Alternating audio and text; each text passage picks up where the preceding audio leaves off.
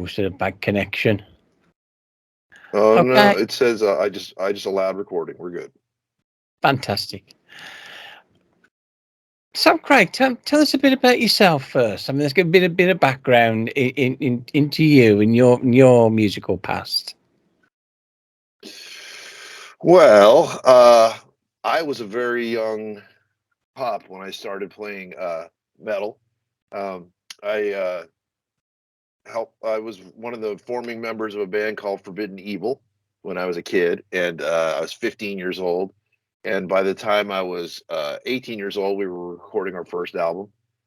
And then that was basically my gateway, my college. You know, my university was straight out of high school into the touring world.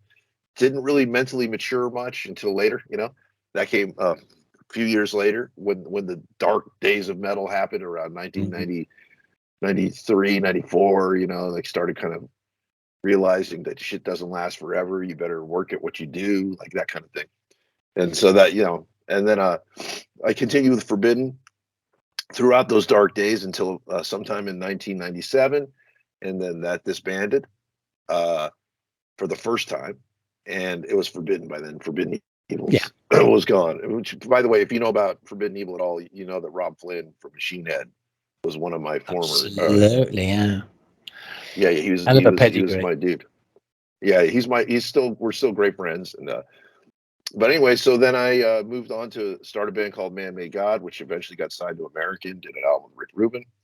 Um, in 2001, we started recording it. Didn't come out till 2003. That lasted for a few years until I got. Uh, it needed to end. Our singer wasn't really hip to how the business worked, and he thought Mm. things were going to come easy. So I just said, "Okay, this isn't going to work." You know, we were already about $1 million in debt. And I was like, I'm not okay with this. So I ended that, started a band called Spiral Arms with Tim Narducci from Systematic. That lasted for quite a few years. Then Forbidden reformed while I was doing that in 2008. Did our first shows with Gene Hoglan on drums because Paul Bostaff wasn't available. He was our drummer. If you didn't know, he was in Slayer. Um, and then I did that on and off with Forbidden for quite a few years and started Dress the Dead in 2017 with Peter Dolving from The Haunted on vocals. And that was really fun for about a few months until he decided that his health ailments and everything weren't going to allow him to do what he wanted to do. And he had a bit of a meltdown.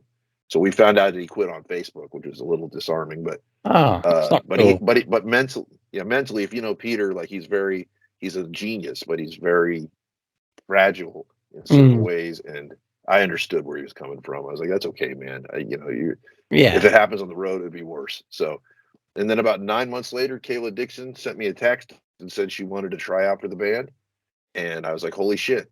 It was almost a year to the day that I saw her for the first time play with St. Vitus and the Skull. And I was like, oh, that chick's going to be a star, you know? But I didn't think I was going to play music with her.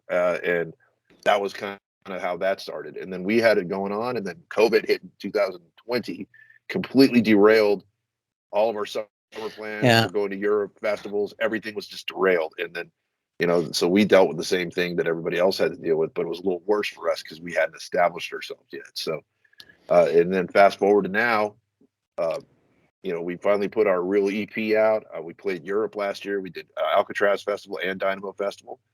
Um, and then at the same time this year, that the EP came out, things lined up for Forbidden to not reunite, but be reborn with a new singer this year. So I got a lot going on at one time right now, You and certainly have, Craig. but I'm very blown away by the response by that people have for the EP. I mean, not that I didn't think they'd like it, but as much as they like it, I maybe didn't expect it, and that's great to see. It's a good problem to have to be in demand. So Absolutely. I think certainly we were here at ROX, and I think maybe other people were caught out thinking of your pedigree, in particular, Forbidden and Haunted, and they were expecting this very dark, you know, thrash era sort of Bay Area sound, and it doesn't come across that way in the slightest, which is to its advantage. It's very modern. There's a lot more melody. Do you think that was partly bringing a female singer in? well, when I went through that whole my history, you got to know that when Forbidden ended, I went on a journey, and I was never a follower of trends, but I was like a lover of all music, and I'm very eclectic in my tastes. And by then I was really, really into the Bends. The Radiohead album, The Bends, had to really kind of Yeah. turn my ear around, and I was like, okay, so I can be explosive and beautiful, like with my musical choices. And so that started a journey for me where I'd been doing that to some degree, and Forbidden had that going for it too. You get beyond Forbidden Evil, which was very raw, like we're kids, but Mm. you get beyond that, and each album had a depth to it, and a vocal beauty that other bands couldn't really do in thrash because they didn't have that kind of singer. No. So I've been where I'm going with this is I've been fortunate to have great singers my entire career. I've only had great singers, starting with Russ Anderson, and then the Pan, who was with me in Man May God, fantastic singer. Like the reason why Rick Rubin was so attracted to the band is because we had a great songwriting duo with him and I, Mm. and everyone helped, but he was really like all about the singer and the guitar player was his thing. And so, but from each thing, Tim from Systematic to Spiral Arms, great singer. Peter, great singer. So here comes Kayla, like probably has more tools in her tool belt than any other singer I've ever known in my entire life, and she's only 27 years old now. She's very talented. Ridiculously talented. Mm. Ridiculously. And with that comes that means she was 22 when we started playing with her.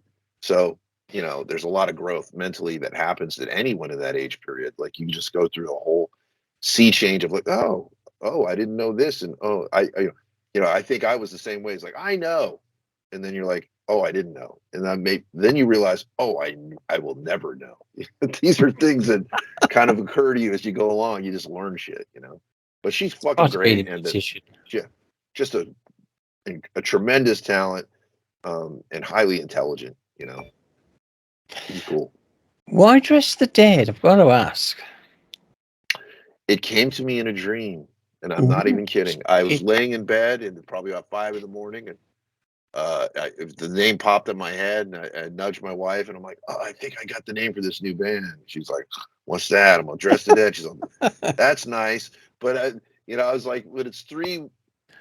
Meaning like, dude, what, Foo Fighters. I mean, no name really carries any weight until you grab onto it subconsciously as a listener, and you associate it with the name, right? Like what you've yeah. listened to with the name. You could call yourself anything. I mean, I almost call Man May God, I almost called it Meat Flour.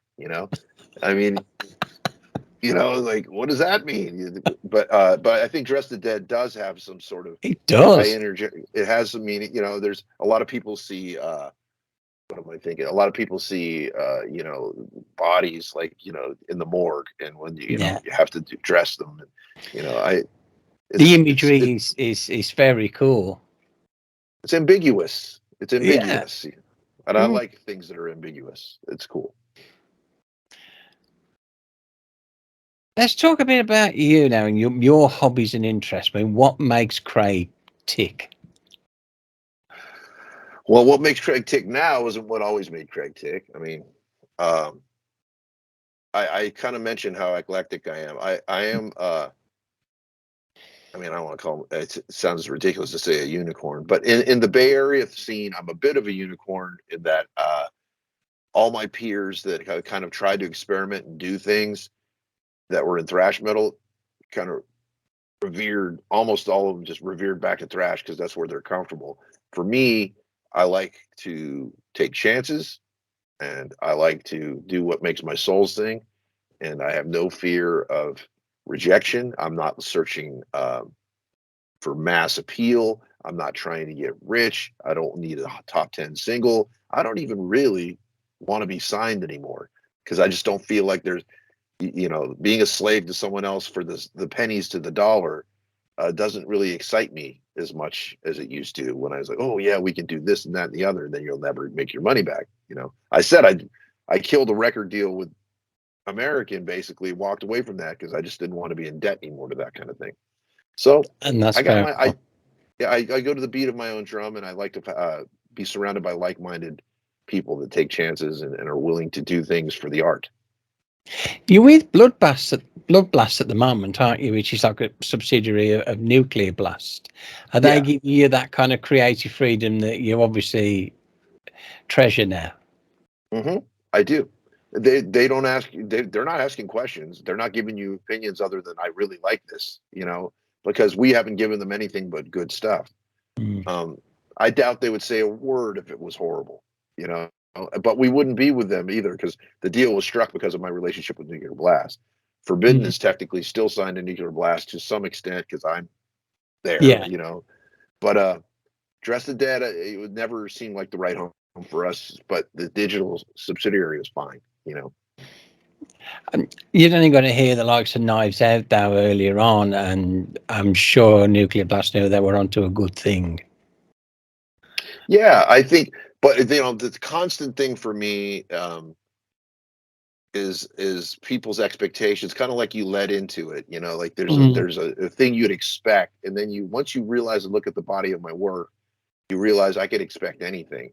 But there are going to be some of those people that are just only expecting, one thing because their mind is set on it. Yeah. But and not to be morbid, but I think when I die, people look back, they'll go, "Oh, I missed a lot." He did things that I didn't. I had him in a box, and Mm. then I'll be in a box, but then the music will be left free, right?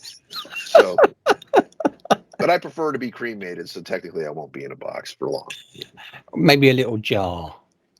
Yeah, maybe a little. Yeah, maybe a little vase. Yeah. Oh no, let's just move on from that topic altogether. The EP is Ether. Is it Ether or Aether? Because the way it's It's spelled. ether. Yeah, it's a Yeah, silent A. Right? silent A. It's more. Is that to add more mystique again to the whole? I will take no credit for that. That was Mikey, as our guitar player who does all of our artwork. Um, he builds the little videos and things that we do. He's fantastic. Designed our logo. Yeah, when he joined the band, it became a much more visually, Mm. you know, striking to me. I feel like everything just got more like who we actually were at that time. So And he's great. that's come out on the 27th of June, hasn't it? So been about 3 weeks now, hasn't it? It was actually my birthday when it came out, but it was a total Oh, sheer accident. I was like, oh, okay. When they announced the date, I just silently was like, all right, cool, meant to be. yeah, You've been playing your live dues as well with this band as well. yeah. I mean, yeah, we've oh, I mean, in my mind, we should have probably been about 2 or 3 records deep. Mm. But one of the issues with a lot of bands today is,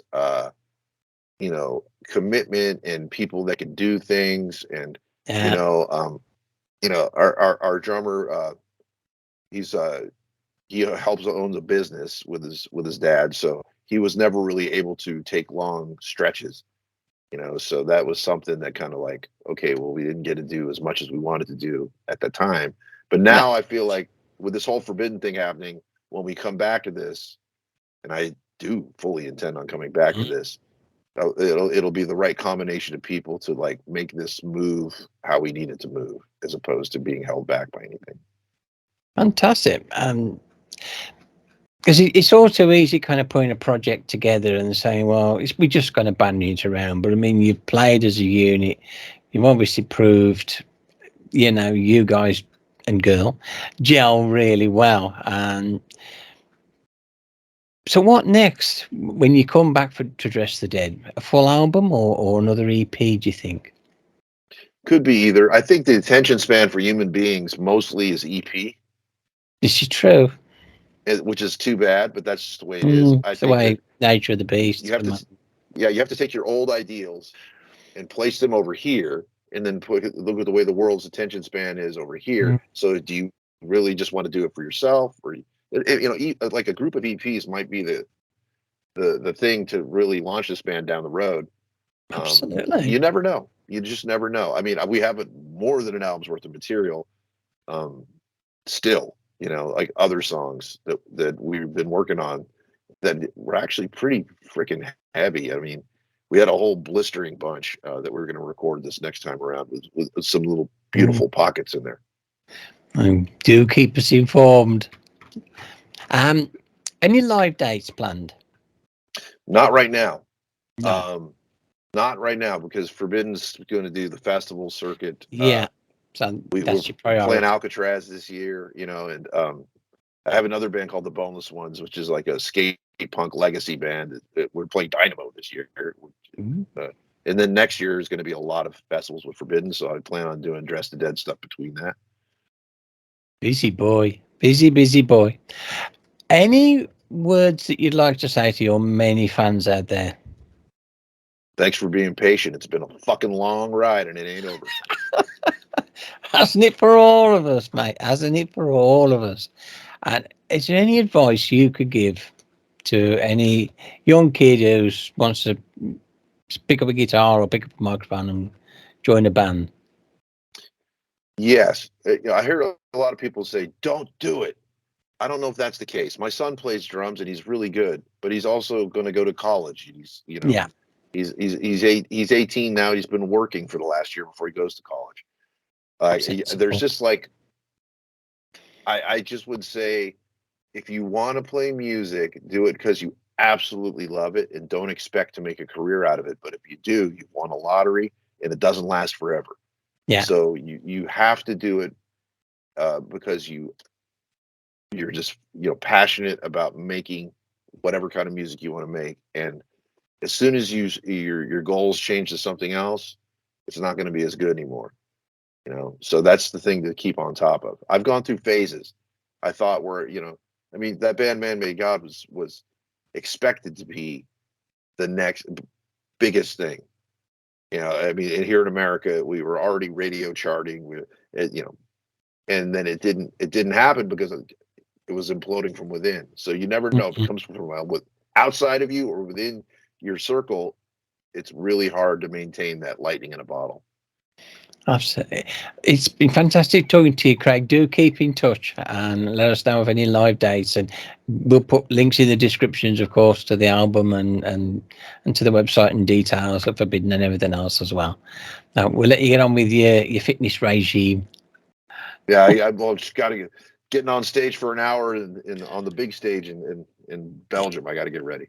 It doesn't get any easier, does it? No, no, it doesn't. Thanks a lot, Craig. You take care I, of yourself. Thank you very much. I appreciate you having us. Bye bye. All right, bye bye.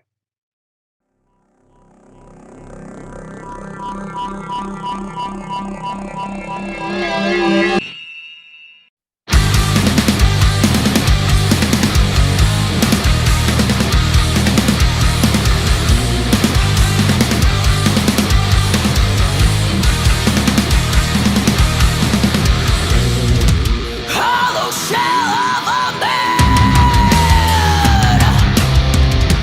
Is this what you had